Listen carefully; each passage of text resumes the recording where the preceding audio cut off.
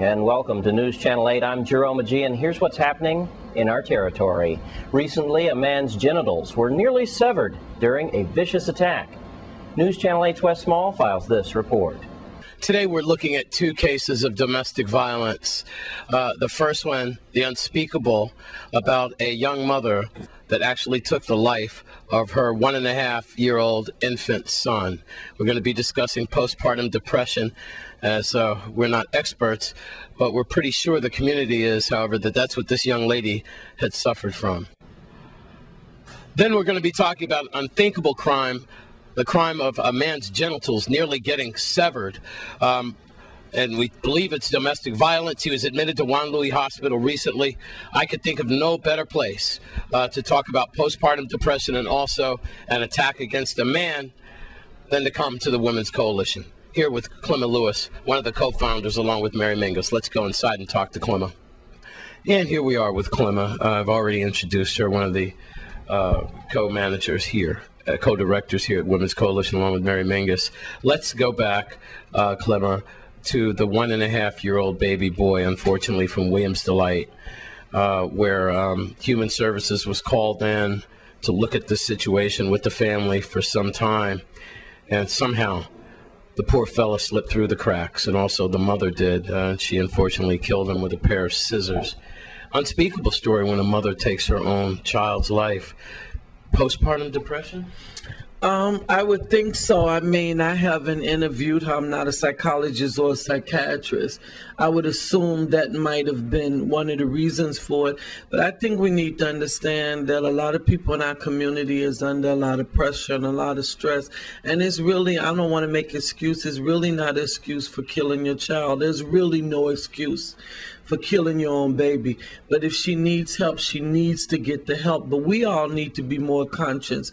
I'm wondering if it wasn't more people around that realized that this girl was suffering from depression and what other methods that was taking place. Because usually if someone is severely depressed, most people could pick it up.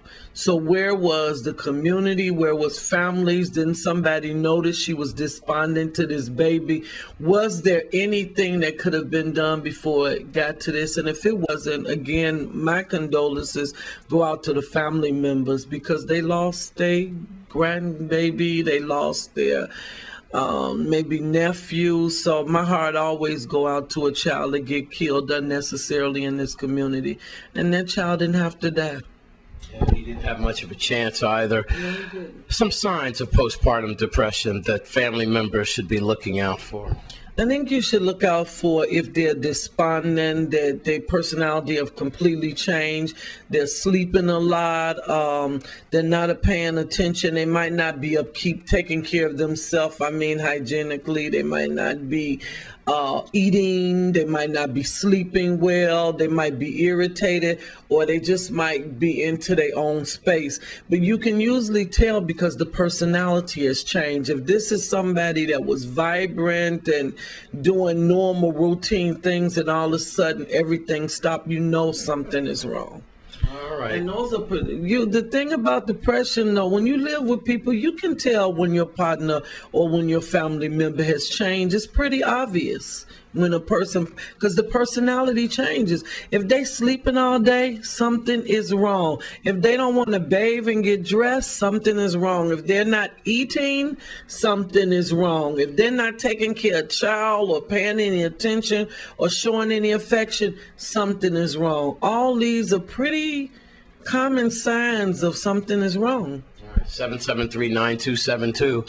24 hours a day, people are manning the phones. Now, let's talk about the unfortunate young man. He's in his 20s, 30s, and unfortunately, part of his genitalia was cut off by, we believe, could be his partner or one of his partners, what have you. Domestic violence could be in this one as well. Yeah, domestic violence, it sounds to me like domestic violence is involved. We provide services to all victims, including male victims. And as far as the Women's Coalition is concerned, this young man is a victim because he was injured by a partner. So we're trying to get information. He went to the hospital. We weren't called because I think people are still confused. People still believe in this day and age at the Women's Coalition that we only provide services to female victims. We also provide services to male victims. So if he's listening or his family is listening, you're welcome to come up here. I have advocates available. I have counselors that's available that can provide services. And we want to say we're real sorry about what happened. We're sorry to his family, but we are available to provide support and counseling for him. Well, there you have that. Don't forget, it is Domestic Violence Awareness Month. And it has been on the rise, Wes. I have to say, we have been getting domestic violence calls every day, even during the storm, before the storm. We're constantly sheltering people. What's bothering me, though, this month is we're getting a lot of pregnant women being abused. Women who are carrying babies are being abused a lot this month. And it all boils down to them being put out the house, them being abused, everybody's stressed, the power of the lights. And the community, you got to understand, if it's that bad, you need to reach out and ask for help. 773-9272. Thank you very much. Clinton Lewis, one of the co-directors, along with Mary Menges, here at the Women's Coalition. Help is available 24 hours, 365 days a year for you. There is help for you. I'm Wes Small for News Channel 8.